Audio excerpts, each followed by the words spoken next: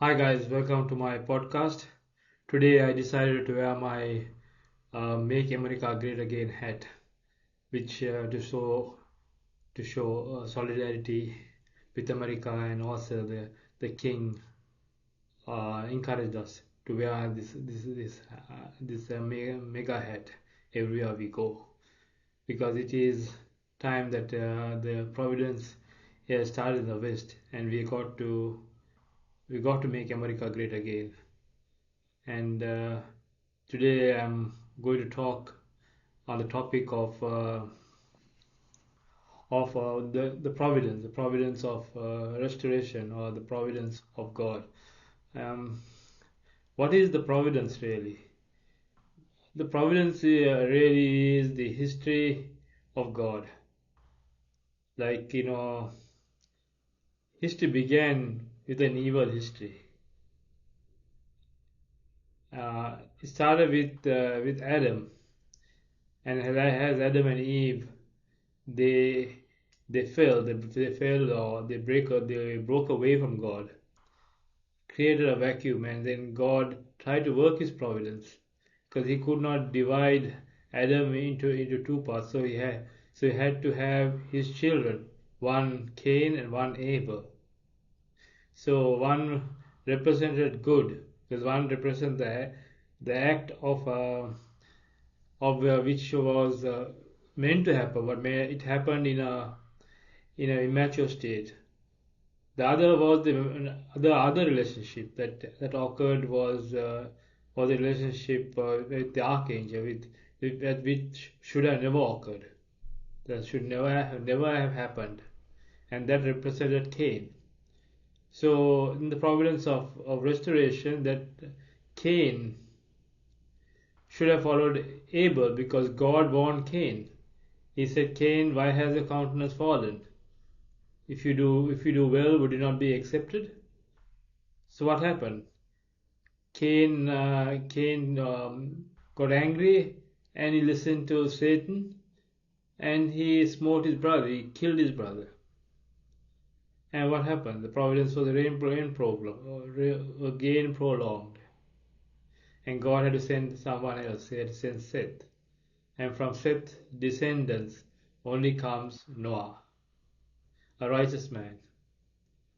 And Noah also had tremendous faith, because if you look at in Adam's family, Cain and Abel, because Cain and Abel had to also offer the produce of their fruits, right? Like Abel offered the first fruits of his harvest, and Cain offered the Cain was a farmer. Cain offered his produce as well. But God accepted Abel's, but rejected Cain's. But the idea was that Cain should have should have submitted to Abel, and then the foundation for the Messiah would have been established. But instead of Cain submitting to Abel, right, trying to learn how he made the offering, why did God accept his offering, and try to get knowledge and loving Abel. Instead of loving Abel, he got jealous of Abel, and sin was couching at his doorstep. That's what God warned his. Sin is couching at your doorstep. If you do well, would you not be accepted? But no, Cain killed Abel, and the providence of God was prolonged. So prolonged for the time of Noah. So Noah also had to have a vertical relationship. He had to have a foundation of faith. And Noah established the foundation of faith. He had established the foundation of faith by building a big ship we call the ark in a mountain. Who builds a ship or an ark on a mountain? And people laughed at him. Even day and out he was building. Day and out he was going to the mountain, and he was building this ark, because God promised him that he will send a flood, because evil was so terrible at that time. So Noah had tremendous faith in God and trusted in God, and he built the ark, and eight people entered the ark. That is Noah and his wife, Shem and his wife, Ham and his wife, and Japheth and his wife. So 8 people entered the ark, and the flood came and it wiped the whole world at the time. I can say, okay, it's the whole world at that time. And then 4 days after the 4 day flood, the the ark uh, the ark rested in a place called Ararat, the Mount Ararat, and in the story, Noah was a shipbuilder, but later on he became, after the ark had landed in the Mount Ararat, Noah becomes a farmer, and he grows a vineyard. And when he grows a vineyard, he got drunk one day, and he got his children, Shem, Ham, and Japheth, to no, the story goes again. Noah got drunk one day, and he lay naked in his tent.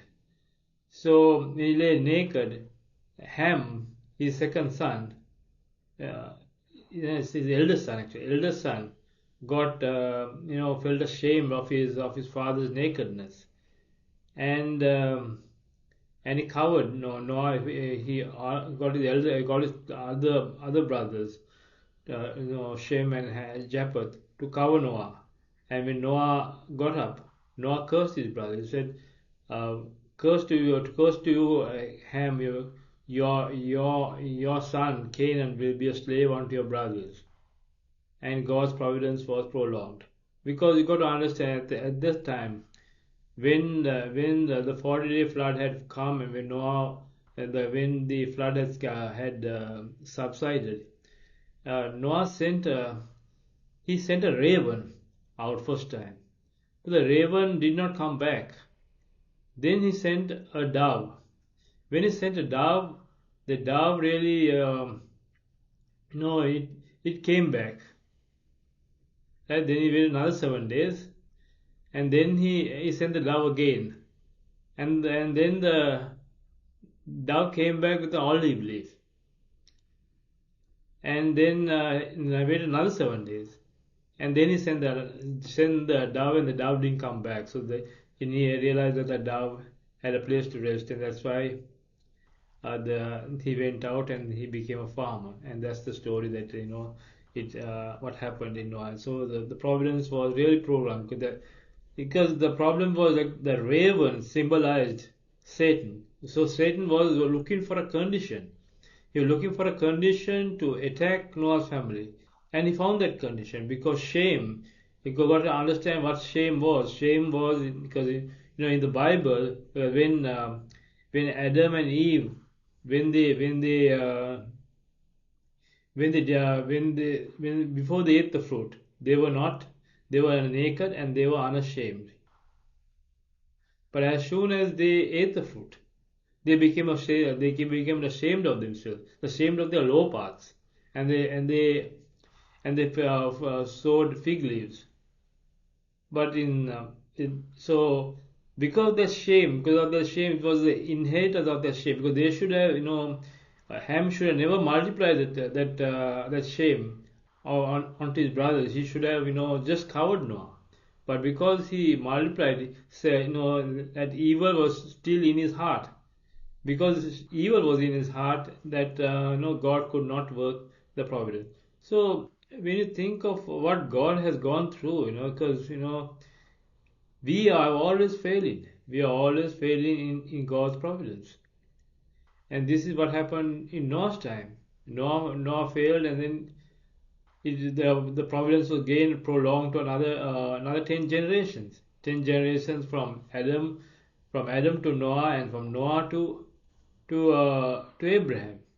So just imagine 10 generations. God has been going through hell, because we are always failing in God's providence, in God's central history. Because Here, the providence actually is God's story, God's story, and it is His story, history. History is God's story. So the providence again prolonged to the coming of another righteous person called. He was not. He was righteous because it was Abraham. Abraham father was Terah. Terah was an idol maker. But anyway, God chose Abraham to to make an offering. So Abraham made an offering, and God could not accept that offering because his offering because he he cut the he cut the he cut the birds into he cut the no he cut the he didn't cut the birds into he cut the ram and the heifer and and then the goat, but he did not cut the birds, and then a deep sleep fell upon Abraham, and he had to drove the away. God did not accept that offering. That way, his offering was a failure. But because of the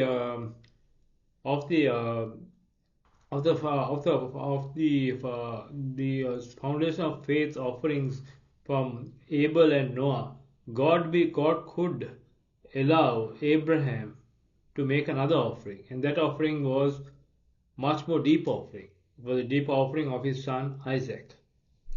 So so then he offer he one time he got Isaac to come to him to the Mount Horeb, I think. Yeah. Anyway, he and Isaac cooperated. Isaac cooperated with the father, and knowing what his father was about to do, but he allowed himself. He totally united with his father, and God was able to accept that offering because then when he was going to strike, when he was about to strike the lead, an angel appeared to him and tell him, Abraham, don't do it to the lad. And then they found a ram stuck in the thicket, and they able to offer the ram instead of Isaac, and therefore the foundation substance was successfully done in Abraham's family. And then we have Abraham and then Isaac. So that is why in the Bible when we refer to God, refer to God as the God of Abraham, God of Isaac, and God of Jacob, because Isaac had two children, Jacob and Esau. So God is always working in this way because Abraham failed his offering, first offering, and the second offering was successful, and that foundation of faith was able to be inherited by his son Isaac. But also God had another son from Abraham. That was Ishmael. Ishmael was the son of his maid Hagar. But really, they say that no, if Abraham had successfully made made the first offering, there could have been the foundation substance like Cain and Abel, that Ishmael and Isaac would have had to make that foundation of substance for the foundation for the Messiah to come. But because Abraham failed his first offering and then his second offering, it was prolonged to Isaac. Because Isaac inherited his father's heart, and then Isaac's children, Esau and Jacob, were able to make that foundation of substance, because as the story that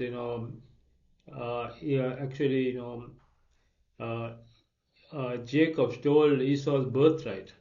That is also he stole the elder brother position, and also the for lentil and porridge. So it's funny, that how God has been working in the providence. Providence is so important. That's the central providence. the central providence that God is working to send the Messiah, send Jesus Christ, send true Father. If Jesus succeeded, we would have been in the kingdom of heaven, and we would have not had true Father. We would have not had the Hanhakja. The kingdom of heaven would have come because the failure of the people of Israel to make the foundation of substance, to unite with Jesus, and to recognize He is the King of Kings, then we would have had the kingdom of heaven here, or the congregation here on earth. But because of the failure of the people of Israel, that it was prolonged to the second coming. So because I'm not quite sure how to help you with that. So because if you look at the history or the parallels of history, it's clear it mirrors the providence of the first coming. So when Isaac and when Isaac's family, that is Esau and Jacob, united, I mean that was a tremendous victory, because Jacob wrestled with an angel or a man at the ford of Jabbok, and when he did that, he was he was blessed by God, and then he went to meet his brother, and his brother wept. They both wept when they met each other. He said that he sees the face of God. He said Esau, and therefore Esau and Jacob met because they made the foundation of substance. The foundation of faith and the foundation of substance was. But then why didn't the Messiah come at that time? But because of the consistent failures, it had to occur in the nation of Israel, and finally it occurred. It happened. It happened that Jesus was born from the lineage of Jacob, and it was it's a lineage of Jacob, a lineage of Judah, that that Jesus came to be in. And finally, the people of Israel could not understand Jesus, because they were expecting, as the Christians today, as they expect the Messiah to come on the clouds, they also expected the Messiah to come in the clouds, because they looked at Daniel 7:13, because Daniel 7:13, they did not understand, because Daniel 7:13 is talking of the first coming, because there were like four beasts. One beast was the Babylonian Empire. So the Babylonian Empire gave rise to the Persian Empire. The Persians then the Persian Empire, then the Persian Empire gave rise to the Greek Empire, and finally the beast with the iron teeth, the Roman Empire, was the fourth beast, and that is why the Messiah Jesus was born at that time. The Messiah, King of Kings, was born, and he was to establish the foundation, the kingdom of heaven on earth. That is why his prayer clearly stated that Thy kingdom come, Thy will be done on earth as it is in heaven. So God's providence is it's a hard it's a kind of it's really a sorrowful providence, because so much of suffering, so much of time, so much centuries past, centuries. I mean, can't imagine the time span that it took to him to send Jesus, and the people who are prepared to central people who are prepared to accept Jesus and to proclaim Jesus did not do it, and unfortunately, Jesus had to go the way of the cross. His crucifixion was not a failure; it was a success, because Jesus was so obedient to God's will. So God could work with Jesus. God could work with the Christians, and that's why the second coming took place. It took place on the foundation of Christianity. So because Jesus was unyielding faith, that he went to the cross. and then the people who followed him, they followed him at the risk of their lives, especially Paul. Paul persecuted Christians, but later, he repented, and he repented because he saw Jesus, and at the road to Damascus, and then he changed his life, became the most powerful evangelist to preach the message of Christ crucified, and that gave rise to today that we have the second coming and the second coming. I mean, it would have been interesting if Jesus had married, because it's logical. It's logical to feel that Jesus was a man. He was a wholesome man. He had all the functions of a human being, of a man. So it is not wrong to say that Jesus should have married, and he would have been given birth to sinless children. Sinless means that they have no attachment to Satan. They are completely severed their relationship to Satan. Of course, they have responsibility as well, but responsibility comes if they are being educated, they are being taught the word. Like what the king is doing today is teaching his children, teaching the third king and his family, educating them. Because it's sad to say that the Messiah's family, the second coming of Christ, who is the Rev.Moon, could not have a family, could not have this kind of idea of family, because he taught them, but they could not, because he had a bigger mission to do. His mission was to to unite his family, as well as far as to unite the world, bring the world together. His, but he established the lineage, and his heir and successor in him. It was a clear, it was a clear message that that the kingdom of heaven is come, and it is the last days. Because when people talk of the last days, they think the last days is like like brimstone and stars will fall from heaven. That is not the case. That the earth is not going to be destroyed.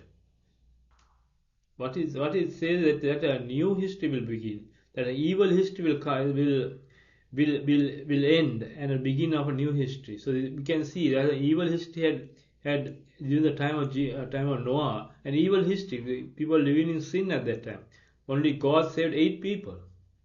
Therefore the end of an evil history. But because of Ham's failure, again history was again repeated around Satan as well. The coming of Jesus, because the people of Israel rejected Jesus, again went into a evil history. Now we have the establishment of the second coming of Christ. Because we talk of the second coming, because the second coming is not going to be a celestial event. It's going to be a man being born on earth, like what we are experiencing today. Because we have not seen such development in technology, in human affairs, in social events, in many human interaction is so much in this century, because the kingdom of heaven is coming. This is the last days. The last days are the beginning of a good history, the ending of an evil history, and the beginning of a good history. So there's a formation level of the ending of the good history is starting, and this is started. It started with the establishment of Father's lineage, of the second coming, or the Messiah's lineage, and the Messiah's lineage has come. So it is starting. It is starting, and the kingdom of heaven is coming. So it is, if you take time, like if you look at the generations from Jesus' time to now, 2,000 years to now, and also if you take the time from the time that the people, when the foundation of faith and the foundation of substance were established in Isaac's family, that is Abraham, Isaac, and Jacob, when they established that three kingships, and when the time onwards, like to coming of Jesus, I mean, that is also, there's so much of, there's so much of suffering, so much of pain, and like, because of the rejection of Jesus, the, it was like, it was the last days that way, but it is the beginning of a good history because in Jesus' time there was a time when the Romans had conquered. Because if you do a draw parallel, the Roman Empire and America, it's almost the same because the Romans had an eagle has the symbol. America has an eagle of their pride. The eagle is the symbol of their culture, of their country, of freedom. So this is what even America stands for. America is in the position of Rome, and now the Providence, because of the so much of failures that happen, because the kingdom of heaven is not going to come so easily, because Satan will also attack. Satan attack in different corners. So this is the reality. So this is what I really want to talk about. God's providence is not a very, not a very easy providence. It has been too much of bloodshed, and I mean, it is a battle. It's a battle between good and evil, and this is what we see here in this world today. Even though the kingdom of heaven has come, the pains have come, I think the formation stage of the kingdom of heaven has come. But we see these battles going on, but people do not know that the kingdom of heaven has come, and it is growing. Like Jesus compared the kingdom of heaven as a mustard seed. The mustard seed is what? A mustard seed is a small seed. So it will grow into a big tree. So you see what we had. We had the second coming took place in Korea, and it planted its seed in his ardent successor, Hinjim, and Hinjim is carrying out his mission. So if people can pray about it and think about it and think about the age that we live in, we live in an age of a messianic age, and therefore we have heresies. We have heresies of the Han mother, the Han mother with the Rev.Moon's wife. She is totally gone cuckoos in a way. The way she is portraying herself as the only begotten daughter. I mean, it's a joke. It's another religion. It's totally not what the providence of God is talking about. Not the central providence, not the central history. That not see many leaders who had in the church for 30, 40 years. They are singing for the supper. That is what they're doing. They're singing for their supper. So this is a travesty that we are going. But anyway, Father has set up his lineage, however small it may be, one or two or much. It has happened. The kingdom of heaven has come, and I pray that many of you who may watching this podcast can understand and study the divine preserve, because we have three websites. You can study it on the websites as well. Can be linked to the other sanctuary websites as well, and understand the divine principle and enhance your thought of God's thought, or Godism, or Hedvingism. This is what God's providence is. God's providence is to send the Messiah, send God's Son, and from the God's Son to carry out a lineage, his seed, like in Malachi 2:15, it says that God was searching for a heavenly offspring. So the heavenly offspring has been established, and it is growing. It is that Satan has no claim be born out of, or be, has been born without sin. But that doesn't mean that the person growing has to understand he got to not indulge himself in sin or attach himself to Satan. He got to attach himself to God, and from there he gets a blessing. And he needs to be protected. And from there onwards, it will be natural. Be natural that the kingdom of heaven will come. It's like the opposite of the of the of hell. Because when we, for us, when we live in this world, it is easy for us to do evil, but it's not difficult for us to do good. But in the kingdom of heaven, it's the other way around. It'll be difficult for us to do evil, but it'll be easy for us to do good. And this will be a change of heart, the change of lineage. So this is what I want to talk about: the providence of God, and how it has been progressing. Thank you very much for listening. I hope you have a wonderful week, and God bless you all, and God bless your family. And I hope you can spread this message along. Thank you.